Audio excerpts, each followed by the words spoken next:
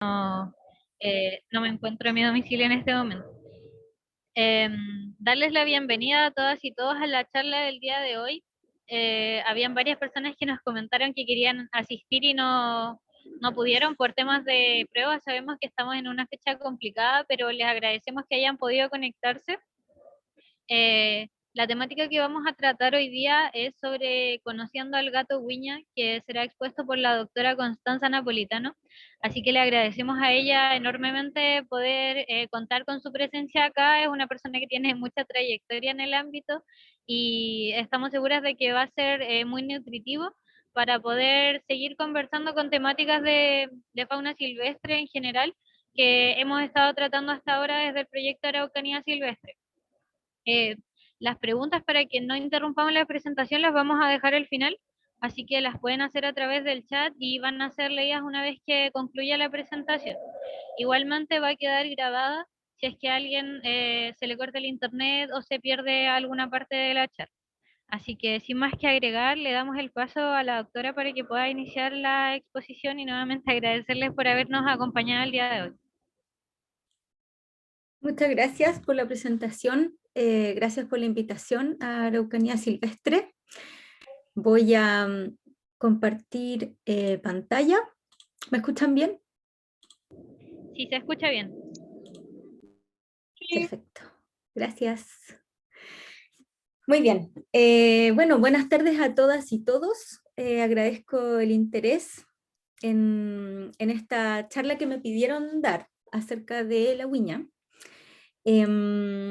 Entonces voy a partir comentándoles que, bueno, gracias por la presentación. Mi nombre es Constanza Napolitano, yo soy profesora asociada en el Departamento de Ciencias Biológicas y Biodiversidad de la Universidad de Los Lagos, en Osorno, y estoy donde dirijo, o estoy a cargo del Laboratorio de Genética de la Conservación.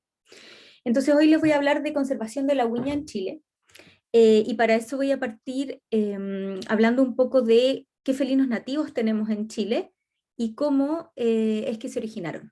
Entonces en Chile, imagino que ustedes, la mayoría de ustedes sabe, hay 5 especies de felinos nativos: la huiña, el gato andino, el gato colocolo, el gato de Geoffroy y el puma. Los 4 primeros son considerados felinos pequeños, y el puma es un felino grande. Y es bastante interesante cuando uno mira la filogenia de toda la familia Felidae, que este grupo que está aquí marcado con un recuadro rojo, que se llama el linaje de los celotes, incluye a todos los pequeños felinos silvestres de Sudamérica. Y el linaje de los celotes se originó de una forma bastante particular en un importante evento que se denomina paleozoogeográfico, que fue el Gran Intercambio Americano de Fauna, o Gran Intercambio Biótico Americano, que ocurrió hace alrededor de 3 millones de años atrás. La familia de los felinos solo existía en el norte de América, en Norteamérica, y fue en este momento que el Istmo de Panamá se levantó y generó un puente de conexión que unió Norteamérica y Sudamérica, y por lo tanto los felinos, ¿no es cierto?, las familias más anteriores de felinos que existían en Norteamérica, migraron por primera vez a Sudamérica, generándose esta gran diversificación del linaje del ocelote, es decir, una especiación o origen de todas estas especies de felinos pequeños sudamericanos que conocemos, como por ejemplo el ocelote, el margay, el gato andino, el gato colocolo, el gato de Geoffroy, la huiña y el tigrina. Ahora, pero en esta charla me pidieron hablar de la huiña, y yo quería preguntarle a el grupo de la organización de Araucanía Silvestre por qué les interesó particularmente la huiña a ustedes y por qué querían que la charla fuera acerca de la huiña. No sé si me pueden comentar.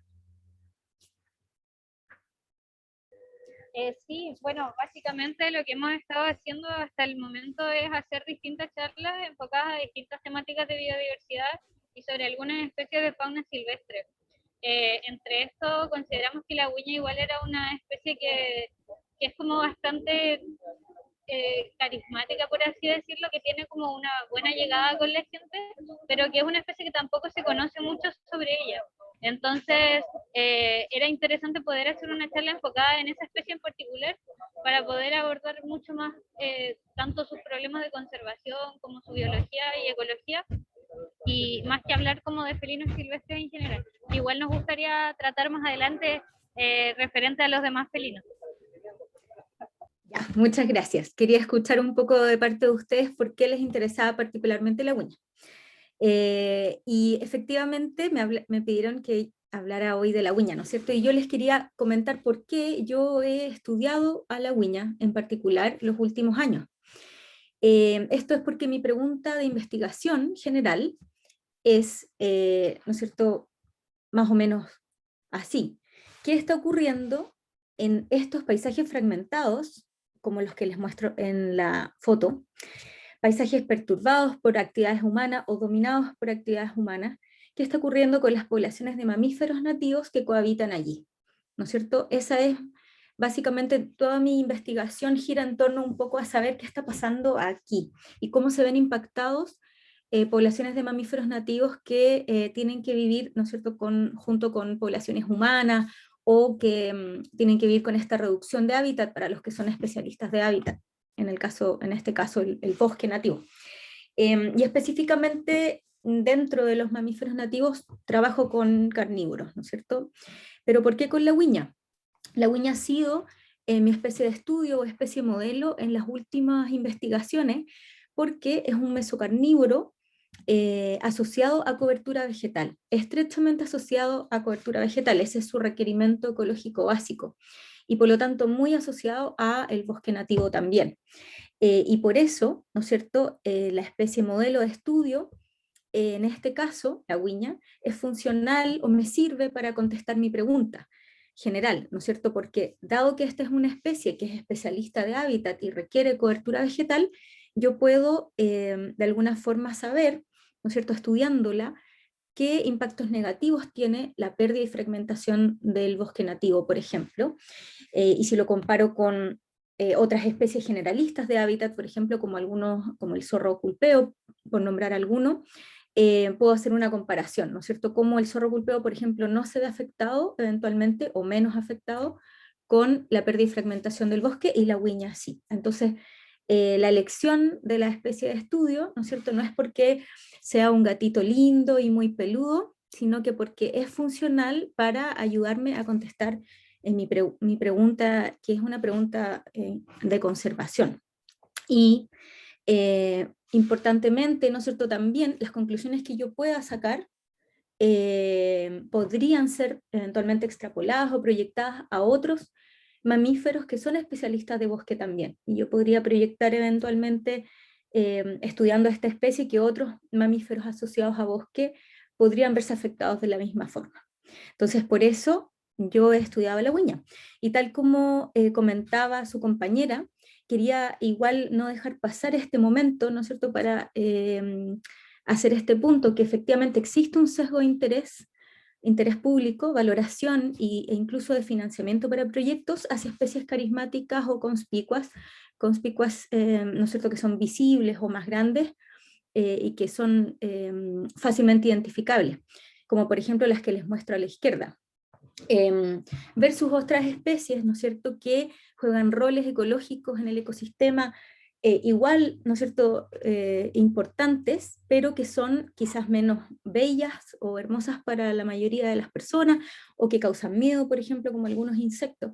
Sin embargo, están jugando roles clave y también obviamente requieren de investigación, monitoreo y conservación. Entonces, solo dejo este punto para que lo tengamos en mente. De hecho, un ejemplo de esto, incluso en el grupo de los felinos, que son bastante carismáticos, incluso hay un sesgo en donde las siete especies de felinos grandes, ¿no es cierto?, leones, jaguares, tigres, etcétera, se llevan el 99% de todo el financiamiento, ¿no es cierto?, existente para conservación, investigación y monitoreo, mientras que las restantes 33 especies de felinos pequeños se llevan menos del 1% del financiamiento.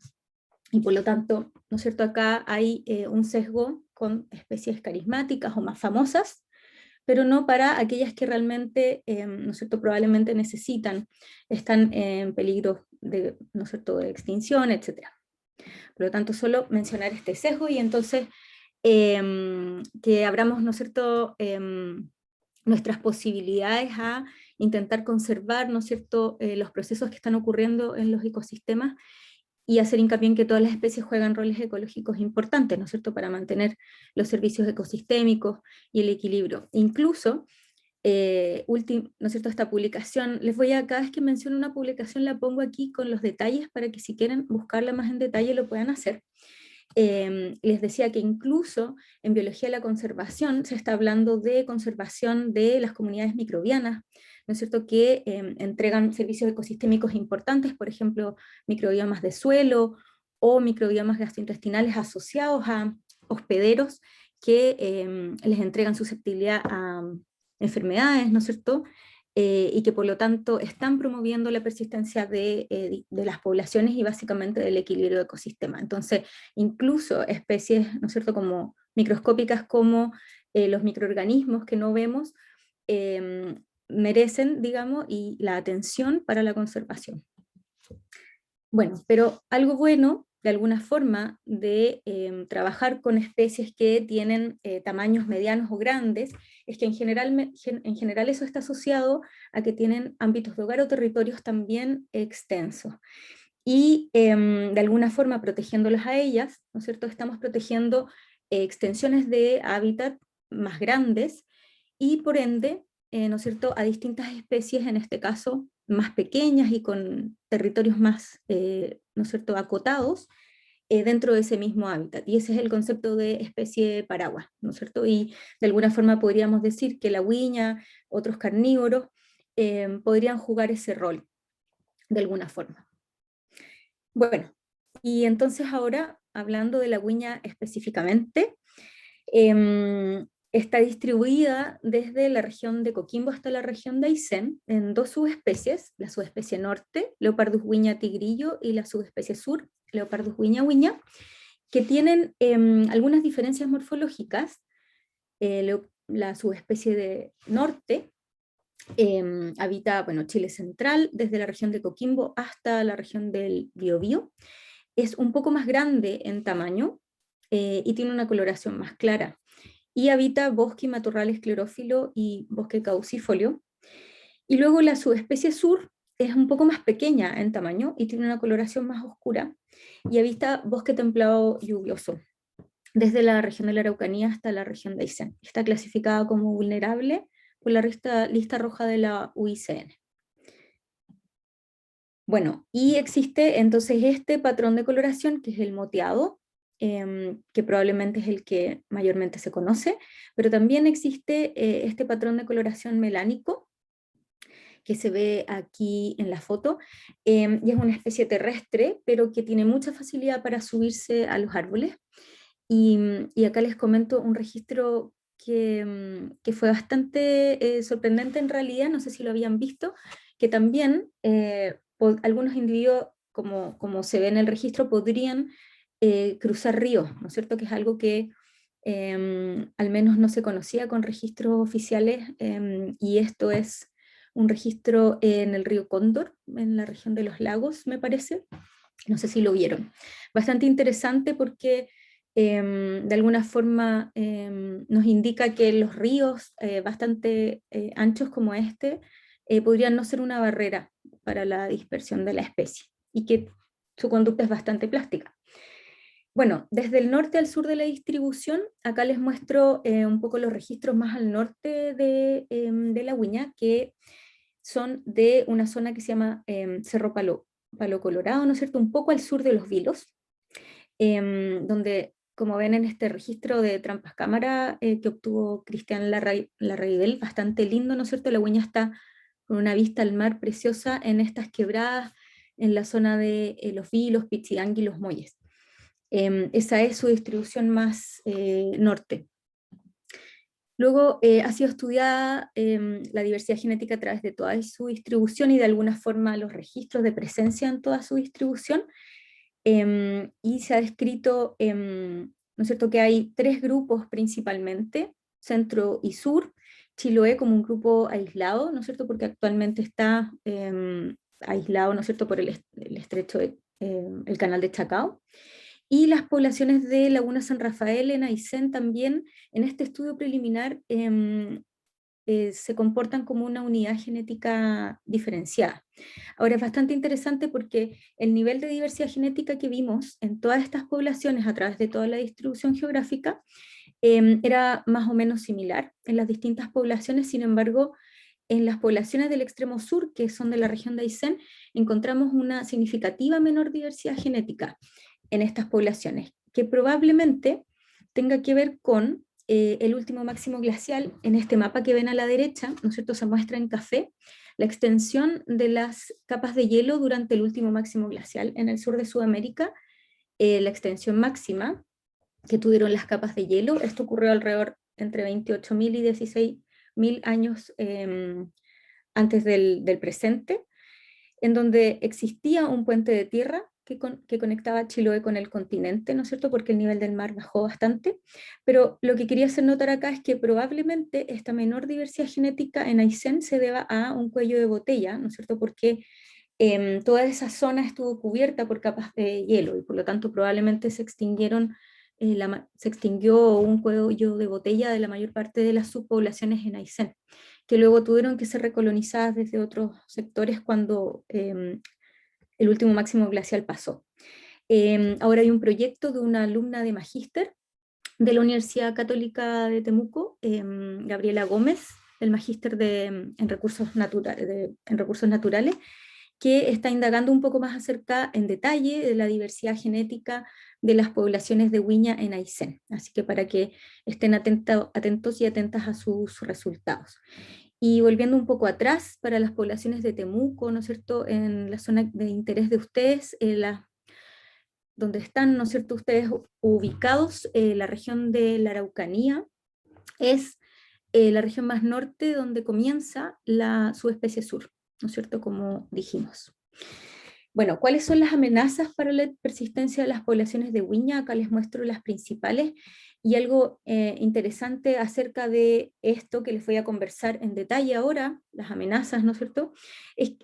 Interesante e importante es que estas amenazas son bastante transversales a distintos grupos taxonómicos, distintos grupos de mamíferos, ¿no es cierto?, nativos, y no solo mamíferos, sino que otros grupos taxonómicos también, que es la pérdida y fragmentación del bosque nativo, ¿no es cierto?, como hábitat principal, el impacto de perros y gatos domésticos, los atropellos, y los conflictos con comunidades locales, ¿no es cierto?, rurales, o la mala valoración que estas comunidades tienen de los carnívoros por los ataques a gallineros o aves de corral.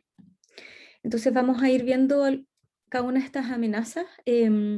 En las últimas décadas los cambios de uso de suelo en el centro y sur de Chile han ido en aumento: deforestación, fragmentación del bosque templado, ¿no es cierto?, cambios de uso de suelo, como por ejemplo también las plantaciones forestales, ¿no es cierto?, y el subsidio que el Estado entrega a esas plantaciones, haciendo que se reemplace, ¿no es cierto?, el bosque nativo por plantaciones forestales, y la subdivisión de tierras, ¿no es cierto?, en el incremento de parcelaciones a nivel rural. Todos estos cambios de uso de suelo tienen efectos, ¿no es cierto? Y nosotros, por ejemplo, en la huiña estudiamos cuál era el efecto en la diversidad genética ¿no es cierto?, los cambios de uso de suelo, la pérdida y fragmentación del bosque. Y lo que encontramos, ¿no es cierto?, este estudio fue hecho en Chiloé, y comparamos zonas con bosque continuo, con zonas, ¿no es cierto?, intermedias, con fragmentación intermedia, y luego zonas en el área norte de la isla que tenían alta pérdida y fragmentación de hábitat. Y lo que encontramos, ¿no es cierto?, fue menor diversidad genética en los paisajes fragmentados, en este caso en la zona norte de Chiloé, comparado con el bosque continuo. Y esto probablemente está dado porque en estos paisajes fragmentados hay una menor capacidad de carga del ambiente, ¿no es cierto?, es decir, pueden haber menos huiñas habitando, tamaños poblacionales más pequeños, y el tamaño poblacional está directamente relacionado con la diversidad genética. Ahora esperábamos o hipotetizábamos encontrar mayor endogamia en las poblaciones también de los paisajes más fragmentados y con pérdida de hábitat, ¿no es cierto? Pero no encontramos eso. Y para poder indagar por qué no encontramos eso, lo que hicimos fue correlacionar el coeficiente de parentesco entre pares de individuos, es decir, yo tomo dos viñas y establezco, ¿no es cierto?, estimo el porcentaje, el coeficiente de parentesco, perdón, cuán, ¿no es cierto?, parientes son dos individuos, y lo correlaciono con la distancia geográfica, como se ve en el gráfico a la derecha, y esto es de alguna forma una estimación indirecta de la dispersión que están realizando los individuos. Si hay una alta dispersión, el R o coeficiente de parentesco no decae a medida que aumenta la distancia geográfica entre pares de individuos o decae muy lentamente. Pero en el caso de la, ¿no es cierto?, línea acá verde, si es que el coeficiente de parentesco decae bastante bruscamente a medida que aumenta la distancia geográfica, esto da cuenta de que existe una menor dispersión o baja dispersión. Y lo que encontramos fue que en paisajes fragmentados, ¿no es cierto?, con pérdida de hábitat y alta fragmentación, había una mayor dispersión. Y era bastante distinto en bosque continuo, que encontramos una menor dispersión. Esta es de alguna forma una plasticidad que tiene la especie de poder tener mayor dispersión en zonas de paisajes fragmentados, probablemente porque necesita llegar desde un fragmento al fragmento siguiente, ¿no es cierto?, para poder encontrar alimento, refugio y reproducirse. Por lo tanto, necesita probablemente, forzosamente, dispersar más, comparado con paisajes de bosque continuo, en donde hay mayor cantidad de recursos y no necesita, ¿no es cierto?, dispersar tanto. Y probablemente esta mayor dispersión en paisajes fragmentados estaba de alguna forma haciendo que las poblaciones evadieran la endogamia, ¿no es cierto? Y esto ha sido corroborado, acá a la derecha les pongo algunos, ¿no es cierto?, citas que ha sido corroborado con estudios de radiotelemetría, ¿no es cierto?, por Sanderson y colaboradores y Dunston y colaboradores, que también vieron, ¿no es cierto?, que hay menores territorios o ámbitos de hogar en zonas de bosque prístino y que los ámbitos de hogar de la uña son mucho más extensos en paisajes fragmentados. Otras investigaciones, por ejemplo, en este caso del equipo de Esperanza Beltrami y Cristian Bonasic, ¿no es cierto?, hace muy poco, describieron que en la zona central de Chile, las quebradas son realmente bastiones de conservación para la huiña y también el gato colo-colo. Es decir, en estos paisajes altamente fragmentados y con alta perturbación humana, ¿no es cierto?, mucha presión antrópica, eran las quebradas donde se concentraban los registros, y básicamente las quebradas son las que conectan, ¿no es cierto?, este paisaje con alta presión antrópica. Y en esta publicación, también bastante reciente, el grupo de Camila García y Juan Luis Celis estudiaron pequeños fragmentos de bosque en viñedos, también en la zona central de Chile, y vieron que también encontraron registros de huiña y colo-colo en estos pequeños fragmentos, básicamente inmersos en esta matriz que ustedes ven acá de uso agropecuario, ¿no es cierto?, asociado a los viñedos. Por lo tanto, en la zona central, efectivamente los pequeños fragmentos de bosque están jugando un rol bastante importante. Y en este estudio del equipo de Nicolás Galvez, también vieron lo mismo en la zona de Villarrica, Pucón, Curarrehue, en donde, ¿no es cierto?, ellos describieron que la cobertura de bosque fuera de áreas protegidas juega un rol muy importante en la conservación de la huiña, ¿no es cierto?, lo mismo, que estos pequeños fragmentos estaban siendo usados de forma intensiva. Ahora, los corredores biológicos para la conservación siempre se han descrito, ¿no es cierto?, como muy relevantes, estas pequeñas islas de hábitat, en este caso bosque nativo, como puntos intermedios de paso.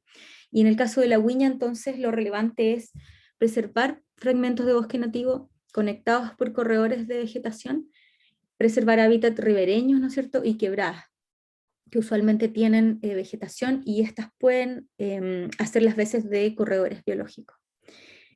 En cuanto a la amenaza atropellos, ¿no es cierto?, estos me imagino que los han visto o les han contado, son relativamente frecuentes, no solo de huiña, sino que de distintas especies de fauna nativa en las carreteras, ¿no es cierto? De hecho, hay una app para poder registrar estos atropellos y nosotros estamos haciendo un estudio actualmente para indagar con una base de datos de atropellos de huiña a nivel nacional cuáles son las características del paisaje que hacen que una zona sea más probable, ¿no es cierto?, de tener atropellos que otra, para la huiña específicamente, con la intención de poder pensar en alguna estrategia de mitigación, ¿no es cierto? Se han ocupado carteles, por ejemplo, para reducción de velocidad, en muchos casos, pero realmente a lo que deberíamos tender, ¿no es cierto?, entre otras soluciones, es a estos pasos sobre nivel para fauna que no se han comenzado a implementar, me parece,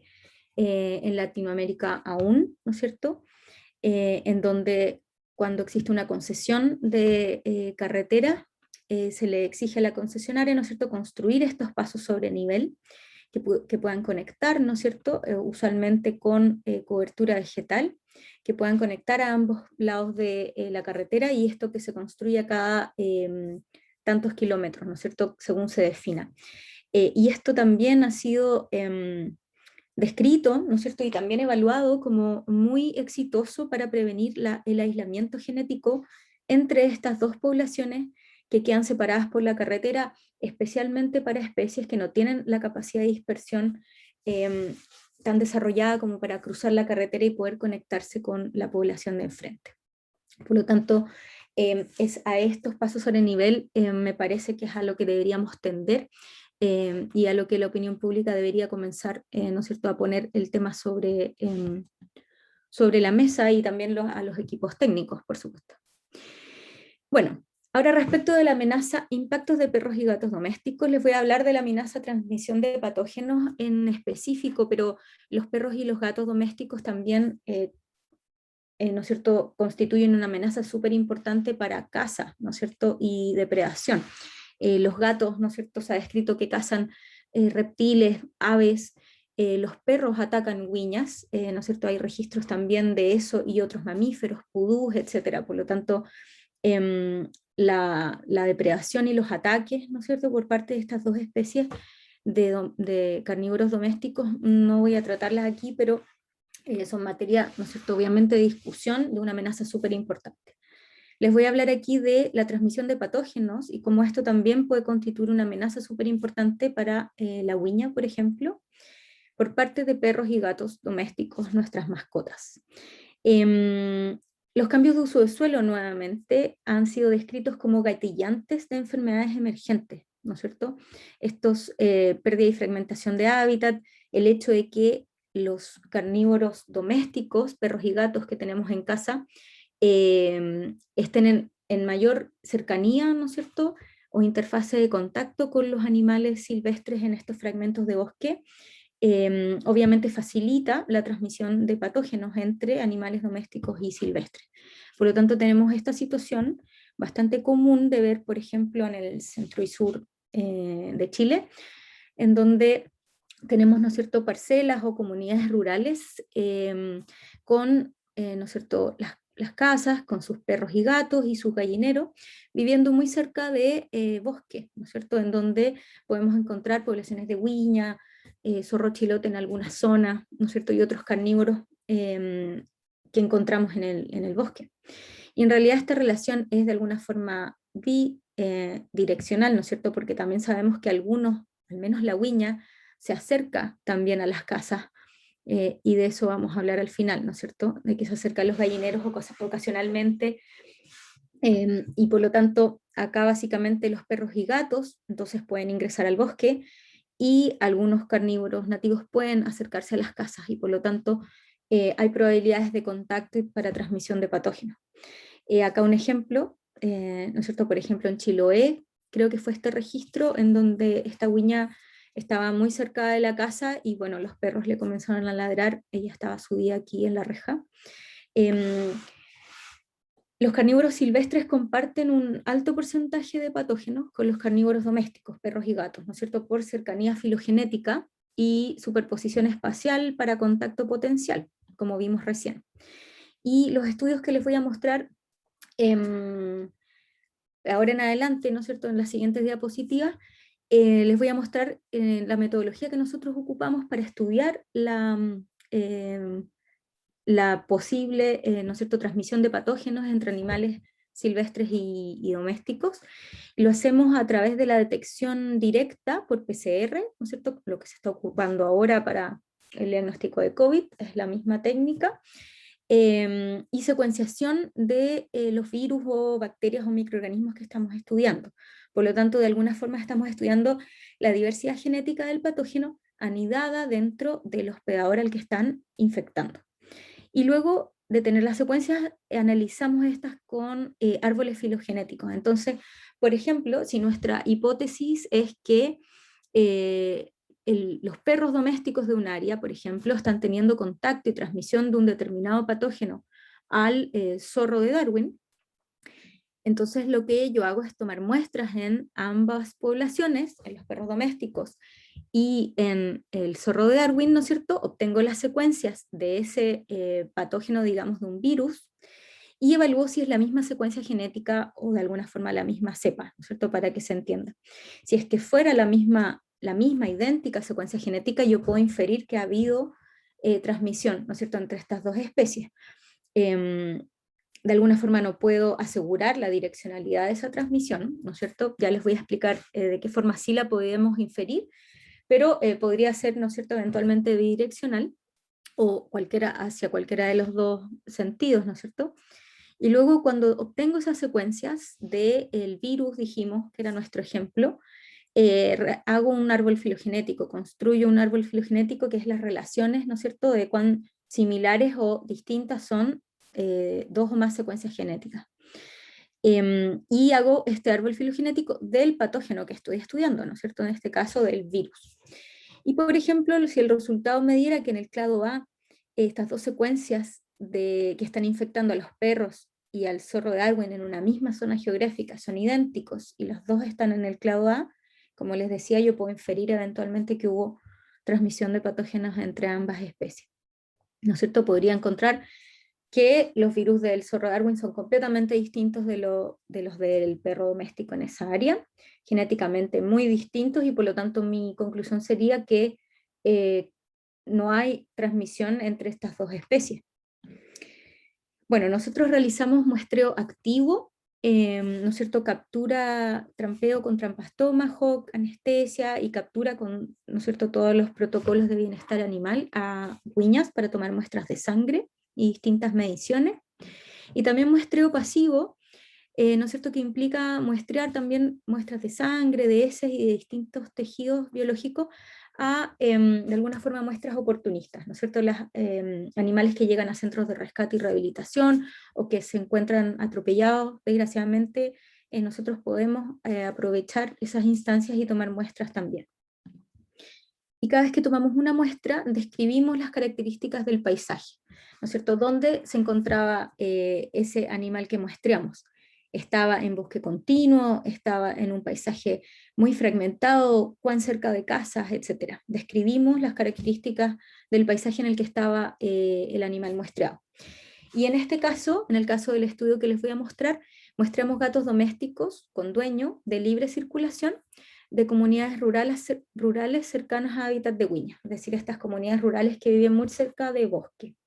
Y se hizo este muestreo en la distribución completa de la huiña, o desde Valparaíso hasta Aysén. ¿Y qué es lo que encontramos? ¿No es cierto? Encontramos que tanto en este caso para leucemia felina e inmunodeficiencia felina, con alrededor de 100 muestras de huiña y 260 de gatos domésticos, de toda la distribución geográfica de la huiña, como se ve en el mapa a la derecha, encontramos que las secuencias genéticas virales de estos dos virus en ambas especies, gatos domésticos y huiñas, eran muy similares, y encontramos, ¿no es cierto?, que el clado o grupo genético de virus de gato doméstico, no solo de Chile, sino que de otros lugares de Sudamérica, era este clado que encontramos aquí en la zona superior del árbol filogenético, y que las secuencias de huiña estaban insertas en el clado de secuencias virales de gato doméstico.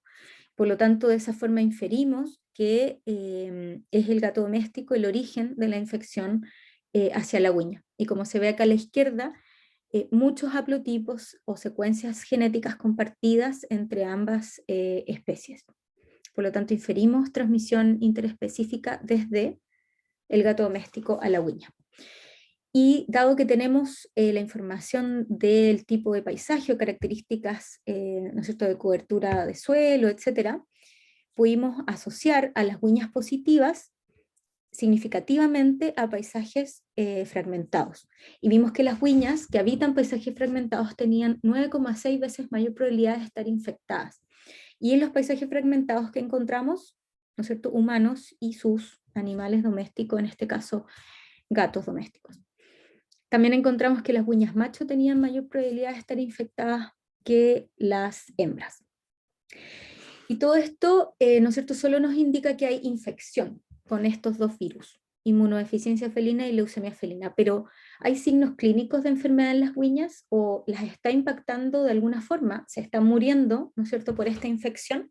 Entonces aquí hay que diferenciar el concepto de infección del concepto de enfermedad. Nosotros detectamos infección en las huñas. Pero cuando fuimos a buscar signos clínicos de enfermedad o mortalidad en las huñas positivas, encontramos muy poca evidencia. Solo 3 huñas, ¿no es cierto?, tenían alguna evidencia o signo inespecífico de estar enfermas. Y por lo tanto no encontramos entonces de alguna forma evidencia importante de enfermedad. En otros felinos silvestres sí han sido detectadas enfermedades, distintos signos clínicos e incluso mortalidad compatibles con enfermedad de FIV y FELV, ¿no es cierto? Pero nosotros no encontramos signos clínicos. Pero ojo, ¿no es cierto? Por ahora no podemos afirmar que esta infección está afectando a las huñas, ¿no es cierto? Pero están infectadas, ¿no es cierto?, están infectadas a través de toda la distribución geográfica, es lo que vimos, y hay algo súper interesante o relevante al respecto de estos virus, que son retrovirus, y eso significa que se insertan en el genoma del hospedador y podrían potencialmente reactivarse o recombinar con otros subtipos virales y causar efectivamente brotes asociados a mortalidades, como ha sido descrito en otras especies, en el lince ibérico, en el chita y en puma de Florida, por ejemplo. Entonces acá les muestro, ¿no es cierto?, cómo estos retrovirus se insertan en el genoma del hospedador. Y por lo tanto, a las huñas que nosotros encontramos positivas, significa que todas de alguna forma tienen, ¿no es cierto?, el genoma de estos retrovirus inserto y que podría potencialmente reactivarse, causando problemas graves eventualmente para la persistencia de las poblaciones de uñas. Entonces no lo sabemos, pero esto es de alguna forma como una señal de alerta. Y otra evidencia de alguna forma implica a perros domésticos, ¿no es cierto? Esta otra publicación bastante reciente de un estudio, de un caso de una huña que llega a un centro de rescate con un cuadro agudo y muere, signos clínicos de enfermedad compatibles con parvovirus, y al ver su secuencia genética y compararla con las de perros domésticos de la misma área geográfica, esto en el centro-sur de Chile, se vio que el parvovirus que estaba afectando a la huña que murió con este cuadro de enfermedad aguda era un parvovirus de origen perro doméstico. Por lo tanto, tenemos que, de alguna forma, perros y gatos han sido implicados molecularmente o genéticamente como el origen de infección para la huña, ¿no es cierto? Y estos son, como dije, perros y gatos con dueño, pero de libre circulación, que ambulan libres sin supervisión en zonas rurales, cercanos a hábitats de especies nativas, amenazados o de valor para conservación. No son animales ferales, ¿no es cierto? Y por lo tanto acá esto está directamente relacionado con tenencia responsable y con la dimensión humana o social, ¿no es cierto?, de la conservación. Como queríamos indagar un poco qué está ocurriendo con estos gatos domésticos que muestreamos, ¿no es cierto?, entonces que son con dueño, le pedimos autorización a algunos dueños en esta zona, que es en una zona en la costa de Valdivia, para poderlos seguir con dispositivos GPS, para saber qué tanto se internaban en el bosque. ¿No es cierto? Ya, esto fue parte de una tesis de pregrado de la Universidad de Chile. Y lo que ¿no es cierto?, hicimos fue seguir alrededor de 49 gatos domésticos para ver cuál era su ámbito de hogar y qué tanto se alejaban de su casa, ¿no es cierto? Y fue descrito un ámbito de hogar de alrededor de 3 hectáreas, ¿no es cierto?, como media, pero con alta variación. Algunos gatos domésticos tenían ámbitos de hogar mucho más pequeños y otros bastante más grandes. Y lo que vimos fue que, ¿no es cierto?, si acá vemos el número de posiciones de GPS registradas, ¿no es cierto?, en el eje vertical y en el eje horizontal, la distancia desde la casa, vemos que los gatos domésticos, ¿no es cierto?, se localizan o se quedan, ¿no es cierto?, se mueven en gran proporción a menos de 100 metros de la casa. El 100% de los gatos, sin embargo, tenía registros a más de 100 metros de la casa, es decir, sí salen a hacer prospecciones más lejos. El 11% de las localizaciones estaba en bosque nativo, y esto correspondía al 63% de los gatos que tenía registros en bosque nativo, es decir, que ingresaban al bosque nativo con, ¿no es cierto?, potencial para encontrarse con especies endémicas o amenazadas. Ya dijimos cazarlas o transmitirle patógenos, ¿no es cierto? Y un 27% de los gatos que seguimos tenía registro a menos de 1 kilómetro de un registro de huilla, ¿no es cierto? Esto es una zona donde además teníamos monitoreo con trampas cámara. Por lo tanto, lo que vimos es que algunos gatos domésticos incluso se alejaban hasta 2,5 kilómetros de la casa, pero en su mayoría se quedan cerca de la casa, ¿no es cierto?, como vemos acá. Acá algunos registros con 5 días de diferencia o 1 hora de diferencia entre gatos domésticos a la izquierda y huiñas a la derecha en las mismas trampas cámara. Por lo tanto, altas probabilidades para este contacto del que hablamos. Y desgraciadamente, ¿no es cierto?, los manejos sanitarios que reciben los gatos domésticos rurales con dueño en esta zona son bastante pobres. Hicimos 66 encuestas, el 100% de las casas tiene gatos domésticos, pero el 86% de ellos está sin vacunación ni desparasitación alguna, con alimentación de baja calidad, pellets de baja calidad y sobras en el 72% de los casos, y con muy bajo control de natalidad. Solo el 13% está esterilizado. Por lo tanto, con condiciones, ¿no es cierto?, bastante pobres en términos de cuidados sanitarios y también para el control de los números poblacionales, ¿no es cierto?, porque el control de natalidad también es bastante bajo. Ahora acá, solo para hacer el paralelo, ¿no es cierto?, con perros domésticos, este estudio muy interesante de Maximiliano Sepúlveda vio lo mismo, ¿no es cierto?, estudió lo mismo, los movimientos espaciales de perros con dueño, y vio un patrón bastante similar, que la mayor parte de los perros se queda cerca de sus casas, a 200 metros de la casa, pero todos, ¿no es cierto?, salen a hacer prospecciones lejos de su casa, ¿no es cierto?, alrededor de 4 kilómetros se podían alejar. Y acá hay un ejemplo de un recorrido de un perro, por ejemplo, que esto fue seguido con radiotelemetría, un total de 14 perros rurales con dueño, y acá hay un ejemplo de uno de los recorridos, por ejemplo, de estos perros, que estaba a la máxima distancia, ¿no es cierto?, de la casa, 4,4 kilómetros, a las 2:30 de la madrugada. Por lo tanto, en el día, ¿no es cierto?, funcionan como perros funcionales de campo, ¿no es cierto?, ayudando a sus dueños probablemente, pero en la noche salen en jaurías, ¿no es cierto?, o salen a parrandear nuevamente, pudiendo generar problemas que ya dijimos, depredación o transmisión de patógenos, entre otros. Entonces hay varios desafíos, ¿no es cierto?, en torno a nuestras mascotas y sobre todo con ¿no es cierto?, la creciente subdivisión de tierras o estas parcelaciones de agrado de 5.000 metros cuadrados, aumenta el riesgo de contacto entre animales silvestres y domésticos, ¿no es cierto?, porque el tamaño de estas parcelaciones donde llegan familias a vivir con sus mascotas es menor que el ámbito de hogar que vimos ha sido descrito para perros y gatos domésticos rurales. Por lo tanto, hay desafíos en torno a la restricción de movimiento de perros y gatos, bastante difícil para estos últimos, ¿no es cierto?, de poder adoptar por parte de las comunidades locales, control reproductivo accesible, ¿no es cierto?, y cercano para las comunidades, manejo sanitario y educación en tenencia responsable. Bueno, y la última amenaza, la valoración negativa por parte de comunidades rurales locales, ¿no es cierto? Esta es una amenaza bastante importante, ¿no es cierto? Porque tiene que ver con la valoración negativa que tienen las comunidades locales respecto de los carnívoros, ¿no es cierto? Por conflictos, por ataques a sus animales domésticos, que usualmente terminan, ¿no es cierto?, en caza, en represalia, si es que encuentran al animal ahí, por ejemplo, dentro del gallinero.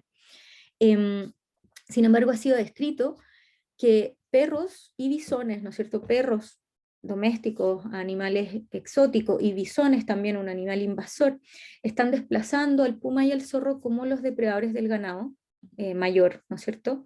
También en este estudio se muestra que los perros también, como dijimos, de libre circulación, de los que estábamos hablando, ¿no es cierto?, antes en el estudio de movimientos espaciales, son los que actualmente están sindicados como los mayores responsables de pérdidas animales en granjas de pequeña escala en Chile. Entonces, en muchos de estos casos es la tenencia responsable nuevamente la que está en juego, ¿no es cierto? Y la dimensión humana, los aspectos sociales.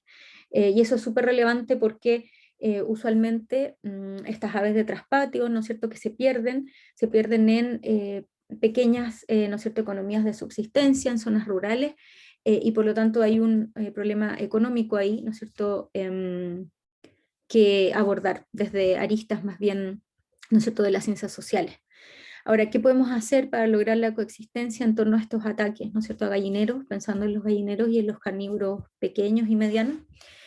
Bueno, reparar los gallineros, ¿no es cierto?, prevenir los ataques, hacer gallineros contra, ¿no es cierto?, depredadores, como se muestra aquí, y otras herramientas como por ejemplo estas luces que se llaman Foxlight, ¿no es cierto?, que prenden luces con un patrón al azar para emular actividad humana, ¿no es cierto?, y que deberían ser disuasivos para que los carnívoros se acerquen, ¿no es cierto?, y otras herramientas para poder de alguna forma prevenir los ataques y lograr la coexistencia.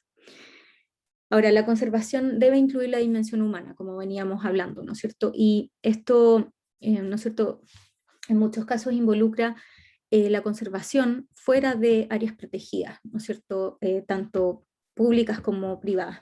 Las áreas protegidas no son suficientes, actualmente alrededor del 24% del territorio chileno es parte del SNASPE, ¿no es cierto?, más las áreas protegidas privadas, y por lo tanto fuera de ellas también debe existir conservación, ¿no es cierto?, en tierras privadas, con propietarios pequeños, medianos y grandes. Y por lo tanto, la conservación en estas áreas, en estas tierras privadas, va a depender de las intenciones de conservar de los propietarios, ¿no es cierto?, de sus percepciones y actitudes frente a la biodiversidad presente en sus tierras, de sus valoraciones, de sus intenciones de comportamiento. Por lo tanto, es muy importante sumar, ¿no es cierto?, a equipos de profesionales de las ciencias sociales a ¿no es cierto?, a la conservación y a nuestros proyectos, porque debemos trabajar, ¿no es cierto?, también con los propietarios de tierras privadas para la conservación. Y acá les voy a comentar brevemente algo del trabajo con comunidades locales que estamos realizando con un proyecto de National Geographic, que es de alguna forma una primera etapa de implementación del Plan Nacional de Conservación de la Huiña, o de algunos aspectos incluidos en el Plan Nacional de Conservación de la Huiña, del que les voy a contar un poco más adelante, en donde estamos evaluando conversando, ¿no es cierto?, con las comunidades locales en torno a la reducción de las amenazas de perros y gatos sobre pequeños carnívoros y la reducción del conflicto por depredación de aves de corral. Y no hablamos solo de la huiña, sino que de pequeños carnívoros, porque en realidad es un problema de alguna forma, o son amenazas transversales para el grupo de pequeños carnívoros. Y les voy a contar muy brevemente que hacemos una encuesta inicial y final a la comunidad rural con la que estamos trabajando para poder evaluar y medir el impacto de nuestra intervención, en donde les preguntamos acerca de sus conocimientos, actitudes y valoración acerca de la biodiversidad que los rodea. Luego hacemos con un grupo de antropólogos que lideran este trabajo, focus group con preguntas guía, ¿no es cierto?, para comprender los puntos de vista, la cultura local y las percepciones de estas comunidades locales particulares, ¿no es cierto? Son todas distintas, digamos, sus puntos de vista y su cultura. Y esto es interesante, este trabajo en grupo, porque gatilla discusión y reflexión entre pares también, ¿no es cierto?, entre los vecinos y vecinas. También tenemos conversación en torno a los ataques a gallineros, y hablamos acerca de INDAP y sus subsidios para usuarios registrados, en donde ellos pueden acceder a subsidios, por ejemplo, para reparar sus gallineros, y también del SAC, que mantiene un sistema de denuncias de ataques y una base de datos nacional, por lo tanto también es un actor relevante en esta temática. Y al final, ¿no es cierto?, del taller, luego de que ellos han hablado en los focus group largamente, ¿no es cierto?, hacemos al final una charla en donde hablamos acerca de conservación de carnívoros nativos, ¿no es cierto? Y la idea es aquí que ellos hablen primero para no influenciar de alguna forma ese diagnóstico inicial de qué es lo que ellos realmente piensan. También hacemos unas campañas de salud y tenencia responsable de perros y gatos domésticos, usualmente con CONAF y municipalidades, ¿no es cierto? Con apoyo lo hacemos en conjunto. Y discutimos, ¿no es cierto?, en torno a la coexistencia. Y la idea es que esto sea basado en las experiencias diarias y la realidad de cada comunidad, y no imponiendo valores o normas de comportamiento desde fuera, ¿no es cierto?, sino que tratando de entender cuál es la mejor solución para cada comunidad particular. Resaltamos el rol ecológico de los carnívoros, que es algo bastante importante, son controladores de roedores. Casi todos ellos, la huiña, ¿no es cierto?, consume más del 60 o 70% de su dieta de roedores. Acá hay una figura, una lámina de un libro de mamíferos antiguo, no recuerdo ahora, creo que es Rothman, es del autor de Jürgen Rothman, no estoy segura, ¿no es cierto?, pero en esta lámina se muestra, por ejemplo, que un colocolo de 4 kilos, una estimación es que puede comer alrededor de 1.200 ratones al año, ¿no es cierto?, 144 kilos de ratones. Y por lo tanto, los roedores también son reservorios de virus anta, que es súper peligroso, y de otros patógenos, y por lo tanto el rol ecológico de los carnívoros como controladores de plagas, controladores indirectos del virus anta es bastante relevante, ¿no es cierto? Y por lo tanto les hacemos notar, ¿no es cierto?, de alguna forma servicio ecosistémico que nos entregan los carnívoros, y que si no existieran o se extinguieran, lo notaríamos, ¿no es cierto? Bueno, de alguna forma toda esta evidencia que los estudios nos aportan, ¿no es cierto?, nos hacen tener una idea más clara y un diagnóstico del problema, en función del cual, ¿no es cierto?, la idea es que podamos tomar decisiones basadas en evidencia. Por eso que es importante tener esta evidencia previa, ¿no es cierto?, para reducir la incertidumbre de las decisiones que se tomen. Entonces se definen estrategias y acciones de reducción de amenazas basados en la evidencia que hemos levantado. Se implementan estas acciones, se monitorean, se evalúan, y esto es, ¿no es cierto?, un ciclo. Y quería, ¿no es cierto?, comentarles para aquellos de ustedes que se van a dedicar a la investigación, ¿no es cierto?, o quizás ya lo hacen, que algo súper relevante, ¿no es cierto?, es que las y los investigadores, ¿no es cierto?, de alguna forma no somos los que tomamos decisiones o, ¿no es cierto?, construimos estrategias para conservación, tomamos decisiones, ¿no es cierto?, estratégicas en el territorio. Por lo tanto, ¿no es cierto?, la información o resultados que nosotros obtenemos, ¿no es cierto?, de nuestras investigaciones, es nuestra responsabilidad tender puentes y hacérselos llegar a las y los tomadores de decisión y encargados de manejo en conservación, ¿no es cierto?, para que ellos puedan tomar decisiones basadas en la evidencia que nosotros tenemos, ¿no es cierto? Por lo tanto, hay que facilitar esta comunicación, y es nuestra responsabilidad, lo pongo así porque en muchos casos la investigación la realizamos con fondos públicos, ¿no es cierto?, en este caso de ANIT, y por lo tanto es nuestra responsabilidad conversar, ¿no es cierto?, con los tomadores de decisión, hacerles llegar la información. Y eso se los comento, dado que algunos de ustedes, muchos de ustedes probablemente van a estar, ¿no es cierto?, ligados a esta área. E incluso yo, ¿no es cierto?, me gustaría ir más allá. Sería relevante poder realizar una co-creación de preguntas de investigación, ¿no es cierto?, hechas a la medida de las necesidades de manejo y conservación de cada área o especie. Por lo tanto, si hablamos con los tomadores de decisión y con las y los manejadores, ¿no es cierto?, en conservación, podemos saber qué preguntas necesitan contestar y poder, ¿no es cierto?, realizar investigación en conjunto con aquellas preguntas que necesitan ser contestadas o evidencia que necesita ser levantada en colaboración. Y para terminar, algunos aspectos del contexto nacional en torno a estas amenazas. Ya les mencionaba el Plan Nacional de Conservación de la Viña, que fue liderado, ¿no es cierto?, y desarrollado por CONAF en la región de la Araucanía, precisamente, ¿no es cierto?, la oficina en la región de la Araucanía lideró este trabajo, en el que se desarrolló un documento con, ¿no es cierto?, toda la evidencia que existe hasta ahora y cuáles son las amenazas, ¿no es cierto?, y las acciones que deberían tomarse a mediano y largo plazo. Este documento quedó bastante completo, hubo participación de expertos y actores clave locales. Yo participé en el grupo núcleo asesor, fui invitada por la región de la Araucanía y ¿no es cierto? Esta fue una instancia bastante interesante del desarrollo de estos lineamientos. Esto ocurrió en el 2017. Otras cosas relevantes que han ocurrido, por ejemplo, en 2015, la normativa que prohíbe el ingreso de perros y gatos o mascotas a áreas protegidas del Estado, ¿no es cierto? Una normativa excelente, ¿no es cierto? Y muy necesaria. La nueva ley sobre tenencia responsable de mascotas y animales de compañía, que fue promulgada en 2017, que también obviamente va en la dirección correcta, ¿no es cierto? A pesar de que obviamente faltan siempre detalles, ¿no es cierto?, para mejorar, pero obviamente ir en la dirección de, ¿no es cierto?, aumentar o dar mayor relevancia a la tenencia responsable de mascota es algo necesario.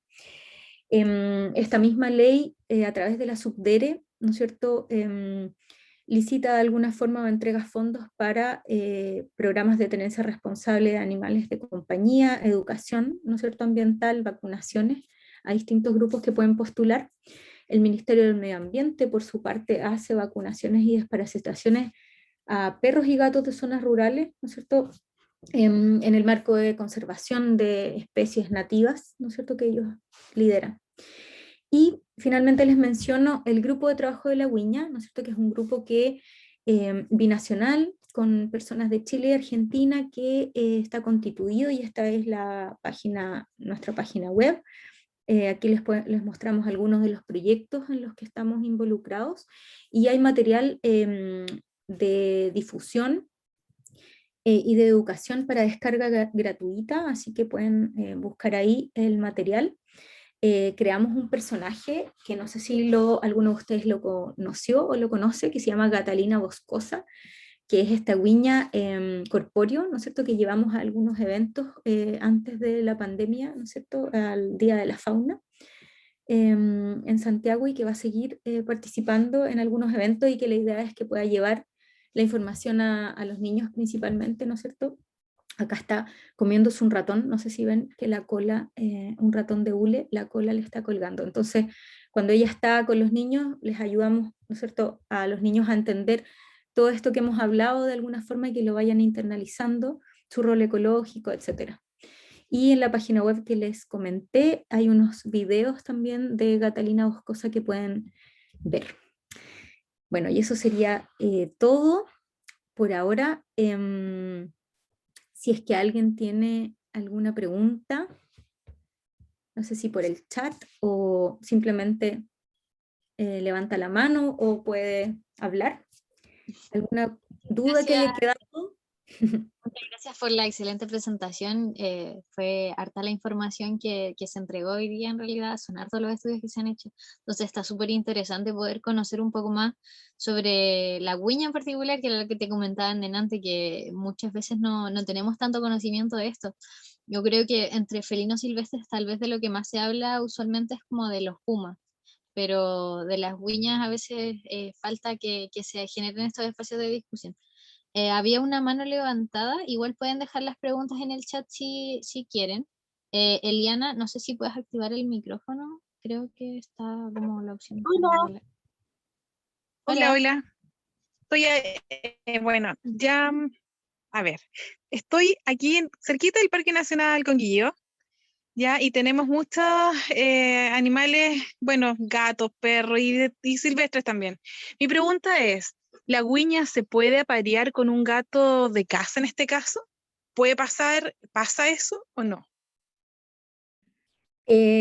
Bueno, no se sabe, ¿no es cierto? Esta es la clásica mitología del campo, ¿no es cierto? Que nos dicen que hay un gato doméstico súper salvaje y que quizás es cruza con Guiña, pero concretamente, ¿no es cierto? Si recuerdan en la primera diapositiva que les mostré, la guiña y el gato doméstico no les mostré en qué parte de ese árbol filogenético está, pero es muy lejano filogenéticamente a la guiña, el gato doméstico, y eso implica, ¿no es cierto?, que hay una serie de barreras probablemente pre- y posigóticas que impiden que si es que intentan aparearse, digamos, puedan tener descendencia de alguna forma que ese embarazo se concrete, por decirlo así, esa gestación. ¿No es cierto? Esto es solo pensando en que también, por ejemplo, tienen distinto número de cromosomas, ¿no es cierto? El hecho de que estén tan lejanos uno de otro en distintos clados en el árbol filogenético también ha sido descrito que tienen distinto número de cromosomas, entonces probablemente un apareamiento no sea exitoso. Ahora, dicho eso, alguna vez a mí me enviaron muestras, por ejemplo, de un gato, estos gatos salvajes de campo que era sospechoso de ser híbrido, y yo los analicé y no, eran gatos domésticos solamente. Entonces, de todas formas no está estudiado, ¿sí? Lo que estoy diciendo yo es como la evidencia y lo que yo hipotetizaría, digamos. Yo no creo que pueda haber hibridización entre gato doméstico y guiña. Ahora, sí hay hibridización entre los felinos pequeños del género Leopardus, de este mismo clado del linaje de los celotes que yo les mostré. Es decir, cuando hay especies que filogenéticamente son cercanas, sí hay descrito en Brasil, ¿no es cierto?, y en otros lugares, hibridización entre especies del género Leopardus. Pero entre gato doméstico y guiña, yo hipotetizaría que no, pero no está estudiado, así que si a alguien le interesa. ¿Sabes por qué consulto? Porque acá hay una gatita que tiene como los rasgos de una gata güiña. La cola, como los puntos. Es que, la güiña es bastante especial, tiene sus características. Y ella se parece mucho, por eso consultaba. Pero Ujú. claro, debe ser quizá una coincidencia, quién sabe. Sí, Gracias. gracias Elena por tu pregunta. Muchas gracias por tu respuesta igualmente. Daniel Correa tiene la mano levantada. Si quieres activar tu micrófono.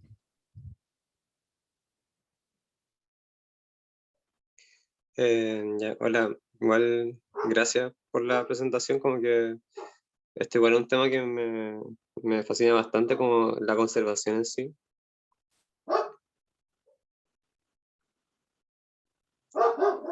Súper, gracias Daniel por tu comentario. ¿Tenías Ya, alguna... sí, Ah, tienes sí, una que pregunta, sí, sí. se me pegó el internet, perdón. O sea, son dos cositas. La primera era como de que igual, yo como que igual contacto gente así como que anda como mucho en bicicleta, ¿ya? Que es como una cosa llamada cicloviaje.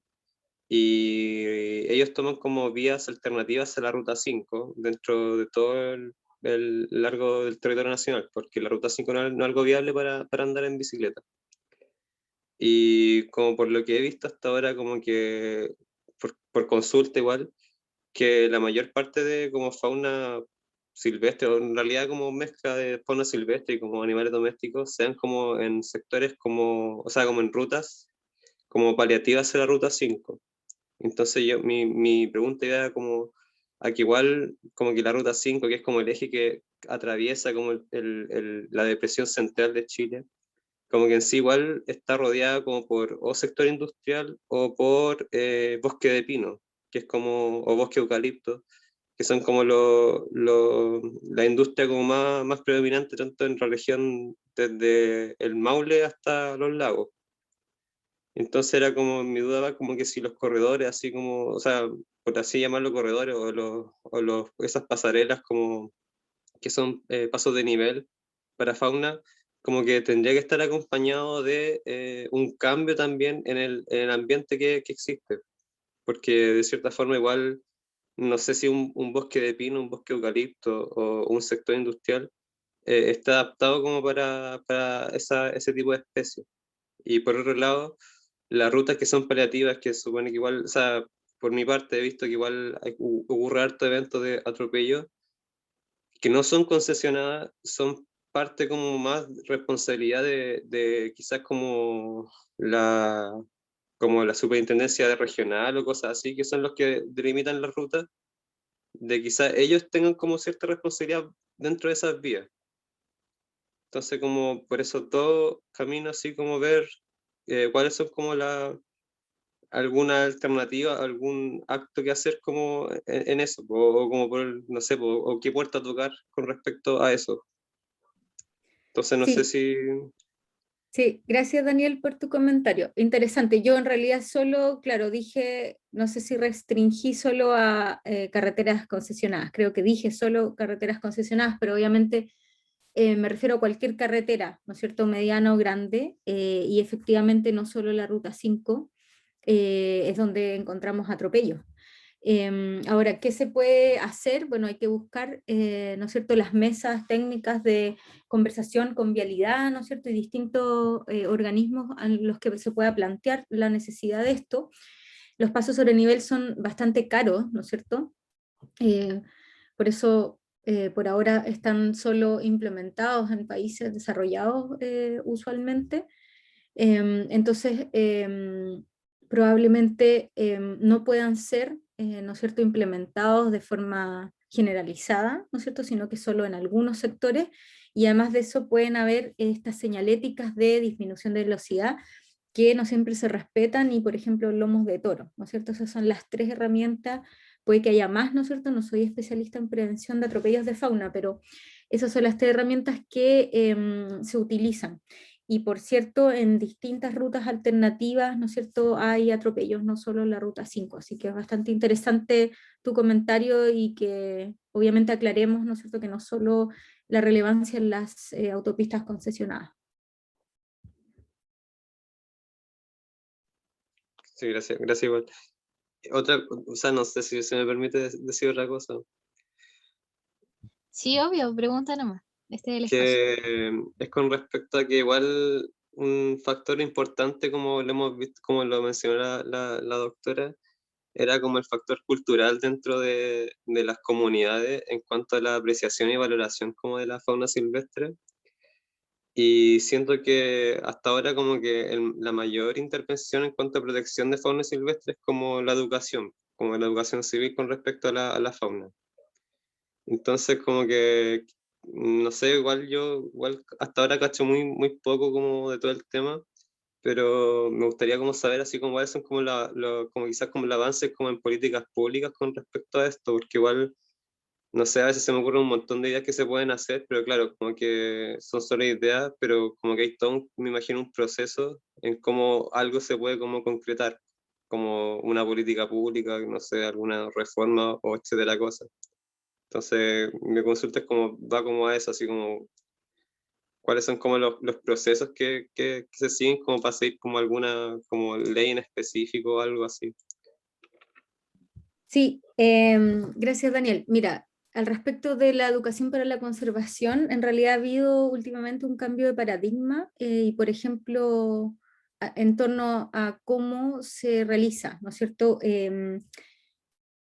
Anteriormente o incluso aún, la educación para la conservación, por ejemplo, se considera simplemente dar una charla a un público determinado, ¿no es cierto? Y el resultado es, bueno, 60 personas asistieron a esta charla, check, ¿no es cierto? Esa es como la vieja escuela, digamos, en que los reportes de educación para la conservación eran de ese estilo. Entonces, lo que se está haciendo ahora o exigiendo de alguna forma, o este cambio de paradigma está llevando a que debamos evaluar de alguna forma el impacto que puedan tener nuestras iniciativas o intervenciones de educación para la conservación. ¿No es cierto? Yo les mostraba que nosotros evaluamos, no me detuve mucho en eso, ¿no es cierto? Pero les mostraba que evaluamos con una encuesta antes de iniciar los talleres y todas estas conversaciones con la comunidad y al final de todo, ¿no es cierto?, para las mismas preguntas, para saber si ha habido alguna de alguna forma cuantificar, ¿no es cierto?, si hubo algún cambio en esas personas que recibieron toda esta información, que estuvieron sujetas a esta discusión activa en los focus group, etc.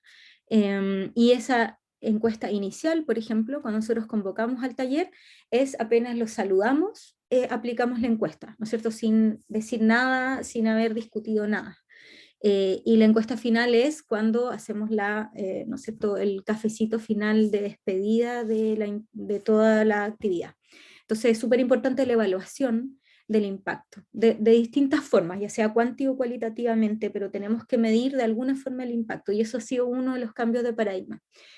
CONAF, por ejemplo, está, que es una de alguna forma, instituciones que participan directamente de la conservación, ellos están haciendo este cambio de paradigma dentro de la institución también, y están de alguna forma integrando esta nueva forma de hacer educación para la conservación. Hay personas que se dedican a eso, y si es que a través de la organización de esta charla me quieres contactar, te puedo contactar con ellos, por ejemplo, porque yo tampoco soy especialista en educación para la conservación, pero sí hay personas trabajando en esa temática en Chile, y te puedo contactar con ellos y ellas si es que te interesa. Ya, genial, muchas gracias, doctora. Voy a ver si la puedo ahí después contactar. Muchas gracias igual por la respuesta. En el chat no hay más preguntas, al parecer. No sé si alguien quiere aprovechar de realizar la última consulta antes de cerrar la sesión.